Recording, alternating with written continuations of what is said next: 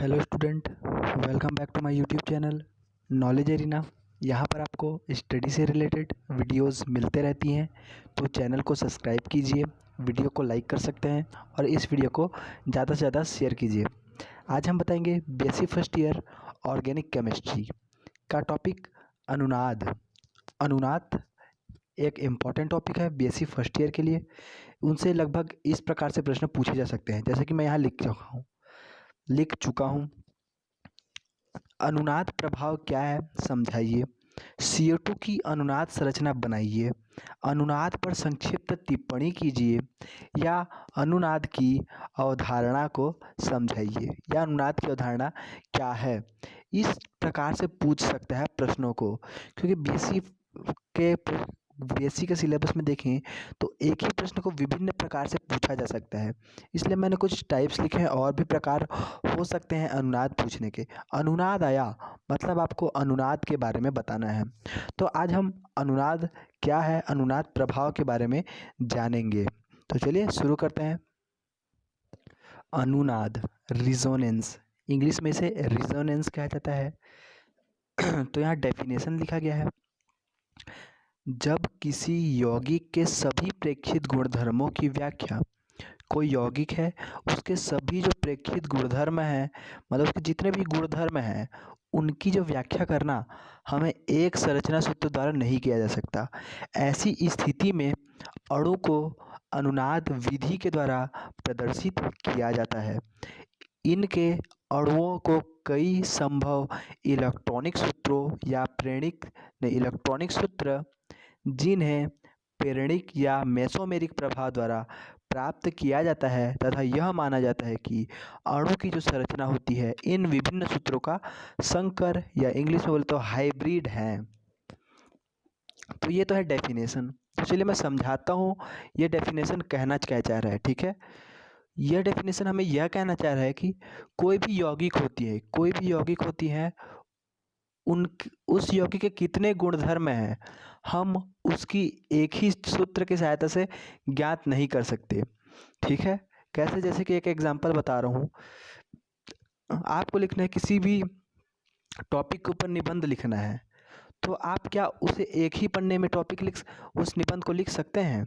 नहीं, उसके लिए लगभग 4-5 पन्ने चाहिए, तब आप उसके बारे में डिटेल में लिख सकते हैं। उसी प्रकार है कि किसी यौगिक के हम सभी गुणधर्म को एक ही सूत्र से ज्ञात नहीं कर सकते।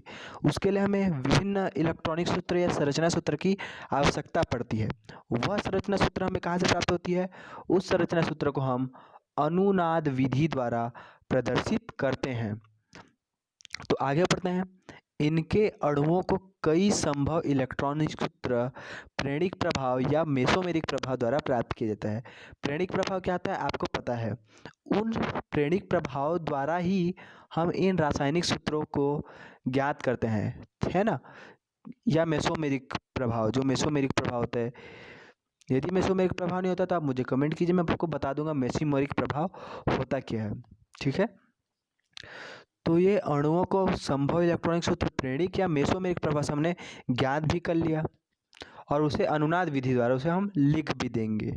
ठीक है, और हमें यह माना जाता है कि जो अणु की जो संरचना सूत्र हुई, वह रूप जो सूत्र होते हैं वह संकर हैं, मतलब हाइब्रिड हैं। हाइब्रिड यानी समझते हैं ना, आपस में मेल जुल के रहते हैं वो। ठीक, तो ये तो हो गया डेफिनेशन, इसे नोट डाउन आप कर सकते हैं। अब हम आपको बताएंगे उदाहरण से, आपको और थोड़ा समझाने की कोशिश करेंगे। तो आप यहाँ तक अपने कॉपी में या नोट्स में नोट डाउन कर सकते हैं। तो अब हम बताएंगे आगे इसका एग्जाम्पल कार्बन डाइऑक्साइड का, CO2 का। तो आपने अभी डेफिनेशन दिया, अनुनाद क्या होता है थोड़ा सा हमने समझा, आपने इसे नोट डाउन कर लिया है तो बहुत अच्छी बात है। अब हम बताएंगे आपका उदाहरण। तो उदाहरण देखिए, आप CO2 को क्या इस प्रकार से लिखते होंगे। साधारणतः कार्बन डाइऑक्साइड CO2 को हम इस प्रकार से लिखा जाता है। कार्बन डाइऑक्साइड को साधारणतः निम्नलिखित सूत्र द्वारा प्रदर्शित किया जाता है। तो इस प्रकार से सूत्र लिखा जाता है कार्बन डाइऑक्साइड को। अब पढ़ते हैं। ऊपर दिए सूत्रों द्वारा कार्बन डाइऑक्साइड के अधिकांश गुणों की व्याख्या तो होती है। मतलब ये जो सूत्र हैं उसके द्वारा हम CO2 के बहुत सारे गुणों को जान जाते हैं, लेकिन हम उसके सभी गुणों के बारे में नहीं जान पाते। ठीक है, तो CO2 की अन्य संरचनाएं निम्नलिखित है। देखिए नीचे की संरचना देखिए, ये तो आप ऐसे लिखते हैं सामान्य। दूसरा चिन्ह का आप यहाँ पर इलेक्ट्रॉन को जोड़ा दे देंगे तो ये बॉन्ड टूट के यहाँ पर ऋण आ जाएगा। और तीसरा सेम काम दूसरी ओर कर सकते हैं, ये देखिए चित्र क्रमांक 2 और 3 से आप देख सकते हैं, है ना। तो आप इन दो चित्रों की सहायता से भी हम जान सकते हैं कि इनमें इलेक्ट्रॉन के आदान प्रदान का भी गुण पाया जाता है, जो कि हमें यह चित्र द्वारा पता नहीं चल रहा था। तो यहाँ से स्पष्ट होता है कि जो अनुनाद विधि है उसके द्वारा से हम किसी भी यौगिक के सभी गुणधर्मों की व्याख्या कर सकते हैं। ठीक है, और यह संरचना सूत्र किससे प्राप्त होती है? हमें प्रेरणिक प्रभाव या मेसोमेरिक प्रभाव से प्राप्त होती है। ठीक है, तो चलिए हम इसका जो फाइनल में अनुनाद को हम क्या कहें तो वो आपको बताते हैं। हम अनुनाद को क्या कह सकते हैं, प्रॉपर डेफिनेशन इसका। तो ये है अनुनाद। फाइनली जो आप लिख सकते हैं, जो अनुनाद का प्रॉपर डेफिनेशन बोला तो ये है, अतः अनुनाद किसी अणु को दो या दो से अधिक इलेक्ट्रॉनिक सूत्रों द्वारा प्रदर्शित करने की विधि है जिससे उस अणु के सभी गुणों की व्याख्या हो सके। तो समझ गए आप अनुनाद क्या है? अनुनाद एक प्रकार की ऐसी विधि है जिसके द्वारा आप किसी भी अणु के बहुत सारे संरचना सूत्र बना सकते हैं और उसके द्वारा उस अणु के सभी गुणों का व्याख्या कर सकते हैं। तो ये तो है आपका अनुनाद। ठीक है, एक बार आपको फोकस करके दिखा लेते हैं। ये लीजिए, ये है आपका अनुनाद।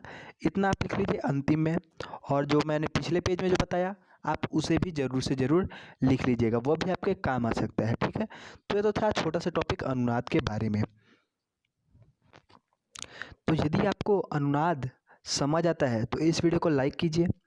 चैनल पर अभी नए हैं तो चैनल को ज़रूर से ज़रूर सब्सक्राइब कीजिए और मुझे कमेंट करके बताइए मैं किस किस टॉपिक्स पे वीडियो बनाऊं। तो मिलते हैं आपसे इसी तरह के लेटेस्ट वीडियो से, तब तक के लिए धन्यवाद।